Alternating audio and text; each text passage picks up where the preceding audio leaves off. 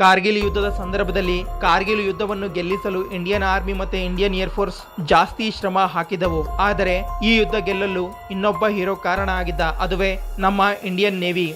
ಕಾರ್ಗಿಲ್ ಯುದ್ಧದ ಸಂದರ್ಭದಲ್ಲಿ 23 May 1999ರಲ್ಲಿ Indian navy operation ತಲ್ವಾರ್ ಅನ್ನ ಲಾಂಚ್ ಮಾಡಿತ್ತು. ಇದರಿಂದ ಇಂಡಿಯನ್ ನೇವಿ ತನ್ನ 33 ವಾರ್ಶಿಪ್ಸ್ ಅನ್ನ ಕರಾಚಿ ಹತ್ತಿರ ಅರಬ್ಬಿ ಸಮುದ್ರದಲ್ಲಿ ತಂದು ನಿಲ್ಲಿಸಿತು ಮತ್ತೆ ಆದೇಶ ಹೊರಡಿಸಿತು, ಯಾವುದೇ ಒಂದು ಶಿಪ್ ಪಾಕಿಸ್ತಾನಕ್ಕೆ ಹೋಗುವ ಪ್ರಯತ್ನ ಮಾಡುತ್ತೆ, ದಾರಿ ಮಧ್ಯದಲ್ಲಿ ಅದನ್ನ ಸುಟ್ಟು ಹಾಕುತ್ತೇವೆ ಎಂದು.